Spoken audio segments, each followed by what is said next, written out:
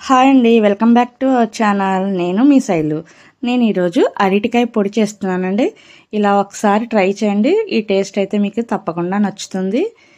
ఇది రైస్తోనూ తీసుకోవచ్చు, అలాగే సాంబారు రసంతో సైడ్ డిష్గా కూడా చాలా బాగుంటుందండి. బ్యాచిలర్స్ కానీ కొత్తగా వంట నేర్చుకునే వాళ్ళు కూడా చాలా ఈజీగా 5 మినిట్స్లో ప్రిపేర్ చేసేసుకోవచ్చు. ముందుగా అరటికాయలు మొదల చివర కట్ చేసుకుని ఇలా 2 భాగాలుగా కట్ చేసుకుని కుక్కర్లోకి తీసుకుని వాటర్ కూడా యాడ్ చేసుకోవాలి. 1 గ్లాస్ వాటర్ కూడా యాడ్ చేసుకుని 1 విజిల్ రప్పించుకోవాలండి. ఎక్కువ విజిల్స్ వస్తే బాగా మెత్తగా అయిపోతుంది అరటికాయ. 1 విజిల్ అయితే సరిపోతుంది. 1 విజిల్ వచ్చిన తర్వాత ఇందులో వాటర్ అంతా స్ట్రెయిన్ చేసేసి అరటికాయకి పైన ఉన్న పీల్ అయితే తీసేసుకోవాలి.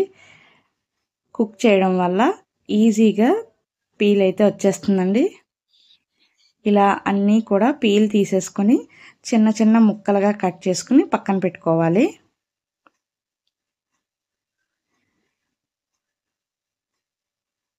ఇప్పుడు గ్యాస్ వెలిగించుకుని ఒక ప్యాన్ పెట్టుకుని 2 టేబుల్ స్పూన్ ఆయిల్ కూడా యాడ్ చేసుకుని 1 టేబుల్ స్పూన్ మినపప్పు వేసి ఫ్రై చేసుకోవాలి.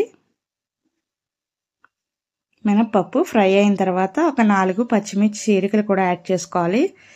దీనికైతే కారం ఏమీ యాడ్ చేయమండి, ఓన్లీ పచ్చిమిర్చి కారమే సరిపోతుంది. అలాగే తాలింపు దినుసులు కూడా యాడ్ చేసుకోవాలి. ఆవాలు, జీలకర్ర, ఎండుమిర్చి, కరివేపాకు, కొంచెం పసుపు కూడా యాడ్ చేసి బాగా ఫ్రై చేసుకున్న తర్వాత ముందుగా మనం ఉడికించి కట్ చేసుకున్న అరటికాయ ముక్కలు కూడా యాడ్ చేసి సాల్ట్ కూడా చూసుకుని వేసుకుని అంతా ఒకసారి ఈవెన్గా బాగా కలుపుకుని ఒక 5 మినిట్స్ అయితే ఫ్రై చేసుకోవాలి. ఇలా ఫ్రై అయిన తర్వాత కొత్తిమీర కూడా యాడ్ చేసుకుని గ్యాస్ ఆఫ్ చేసుకుని ఇప్పుడు ఒక లెమన్ కూడా హాఫ్ లెమన్ కూడా స్క్వీజ్ చేసి వేసుకోవాలి రసం. అంతేనండి. పులుపు కూడా చూసుకుని అడ్జస్ట్ చేసుకుంటే ఉప్పు పులుపు అడ్జస్ట్ చేసుకుంటే పుల్ల పుల్లగా కారం కారంగా అరటికాయ పొడి అయితే రెడీ అయిపోతుంది. ఇది సాంబార్తో, రైస్తో, రసంతో ఇలా సైడ్ డిష్గా చాలా బాగుంటుందండి. ఖచ్చితంగా ఒకసారి ట్రై చేస్తే టేస్ట్ అయితే మీకు తప్పకుండా నచ్చుతుంది.